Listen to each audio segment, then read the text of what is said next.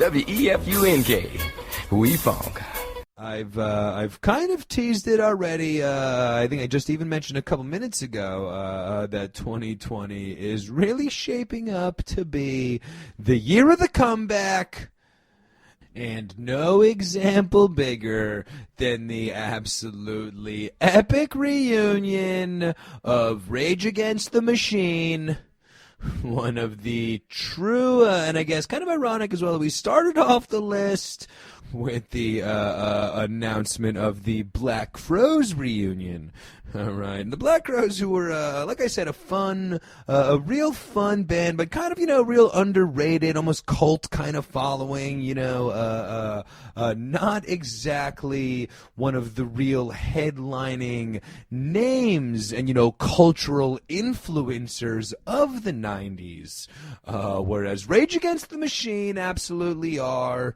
And in, attitude and impact, especially perhaps no other band really defined the aggression and just rage being the primal word there, but of the 90s and, just synonymous, as well as a real great crossover act as they were, beloved, especially, as the years grew. They were, a hard rock act, but really beloved by hip-hop fans as well, kind of claim Rage as like the hip-hop rock act, kind of started that, they're very political as well, kind of did start a little bit of the, Zach was in essence rapping a lot of times, of course very political, slanted as well, coming at you from a couple of different genres,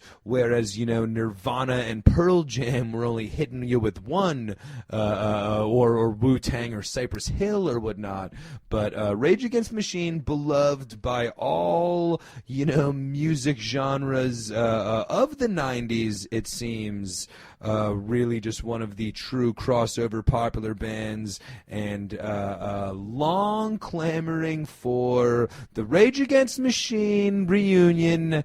And as Zach De La Rocha has stayed in relative obscurity, we did not feel very optimistic that anything was on the way, right, as I guess we haven't really heard from him. We haven't really heard from Zach, let's say, for the most part, since the mid-2000s, with their last show being at that LA Rising festival that they hosted, their own festival at the Coliseum in Los Angeles, I guess 9 years ago in 2011, and that was at the time kind of rumored to be kind of kicking off what was supposed to be new music and a couple more years of widespread touring from Rage, who at that point had kind of, gone through a couple of years back touring. I guess the last new music all the way back to Battle of Los Angeles in 2000. All right, a great Rage Against the Machine album, followed up by a great tour that came to Continental Airlines in New Jersey on an epic bill with Bad Religion and the Beastie Boys. And my stupid mom wouldn't let me go because I was only 15 and didn't have a ride on like a Tuesday night. She didn't want to have to take me and spend first of all, buy my ticket, drive me, and then sit there in the parking lot for 2 hours, as I refused to be seen with my mom at the Rage Against the Machine concert. So, not in the cards, and I missed one of the great bills of my life at the Rage Against the Machine Continental Airlines Arena 299 or 2000 or whatever tour that was. But then I guess they did put out that one album, kind of their Abbey Road, where they released that album kind of, shortly after they announced their breakup. They released that album, Renegades, where it was all covers.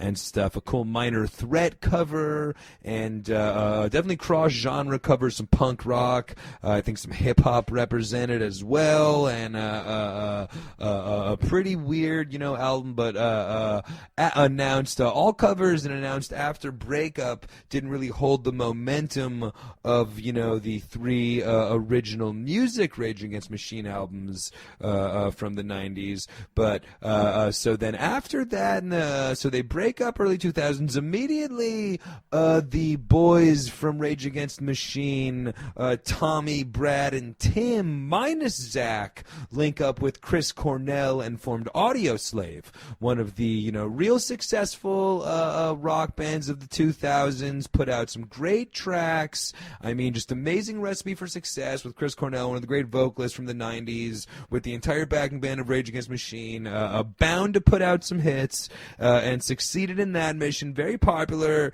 for a couple of years as Zach attended protests in Costa Rica, or whatever the hell he was up to.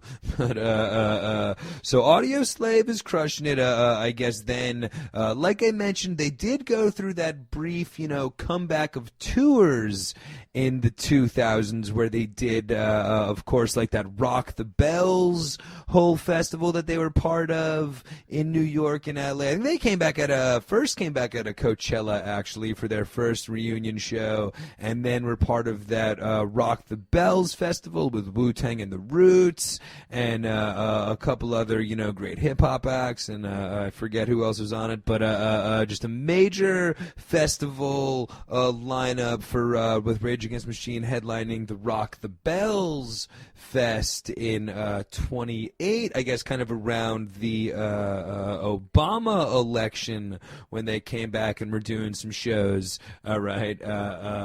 Then, like I mentioned, kind of focused on international touring for a couple years. Not really playing the States. A Lollapalooza here,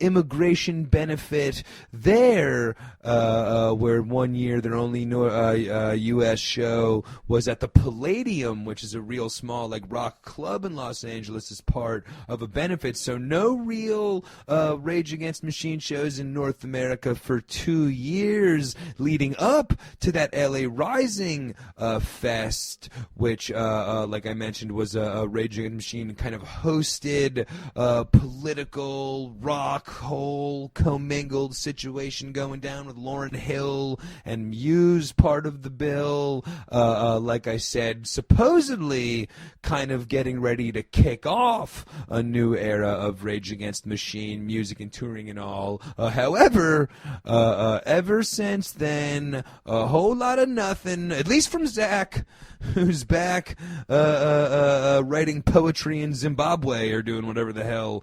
But, of course, over the last couple of years, especially after the passing of Chris Cornell, the boys from Rage Against the Machine and Audioslave linked up with Be Real and Chuck D, and, of course, formed Prophets of Rage, one of my favorite bands I never listened to over the last 10 years, but a hilarious supergroup of Be Real, Chuck D, and the boys from Rage Against the Machine, forming Prophets of Rage. So minus Zach, the whole rest of the band has continued to play together pretty much nonstop for the last 20 years, with, in addition to Rage, being part of 2 other pretty successful projects, especially Audioslave, which was, all original music and on their own, a very, very successful rock act of the 2000s. Okay, then, of course, Prophets Rage being a little bit more of a tribute legacy act. But all in all,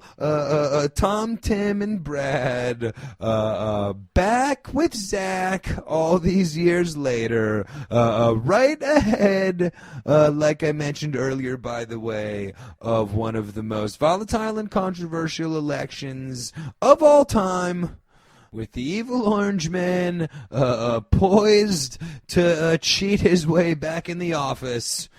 It is a perfect time for Rage Against the Machine to get together and start laying down some protest tracks. And I would expect some new music, of course, politically inspired, and just really, politics aside, just the kind of racial divide that's apparently going on in America, and just really the, feelings of tension on each end, and just the really feelings of just general political hostility and just the negativity that's so involved and incorporated with everything politics these days. It's just such a perfect time for Rage Against the Machine to bring some angst to the whole situation and unify us through badass rock and roll, or whatever genre you want to actually categorize Rage.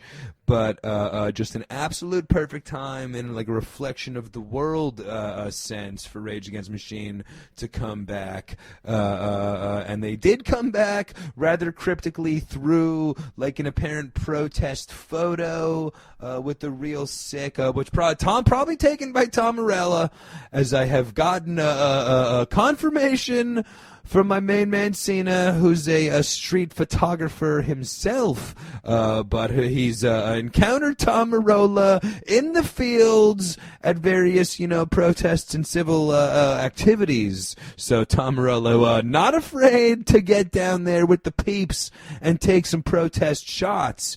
And I do imagine that initial post was an original Tom Morello picture, but like an apparent protest kind of photo with some tour dates posted to like the Rage Against Machine Instagram account, which existed for some for who knows why, but and tour dates as well. Not exactly Phoenix. It was like El Paso, somewhere in New Mexico, Phoenix, as well as Indio, which is, of course, the home of Coachella, which was the next announcement that Rage Against the Machine would officially come back at this year's Coachella.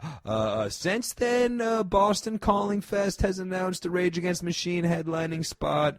A lot of rumors Firefly Fest will announce Rage Against the Machine headlining spot. So definitely expect a couple more major festival headlining appearances, as well as a full-on Rage Against the Machine headlining tour. You would have to imagine on the way, as well, as they're not going to come out of seclusion for the first time in 7 years, play Coachella, and go back to the Tibetan monastery, or wherever Zach De La Rocha lives these days. But expect as well new music, apparently, rumored and in the studio, working on new tracks, and Zach De La Rocha has been, seen working out, getting himself in tour shape, which for Zach De La Rocha is no small task, as those pits don't mosh themselves.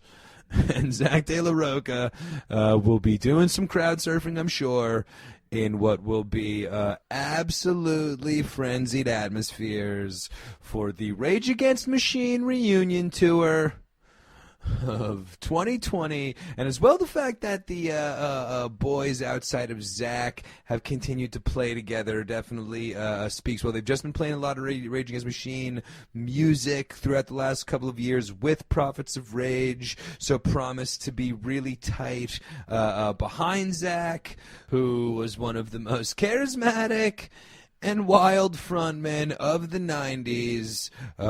Does he still have it?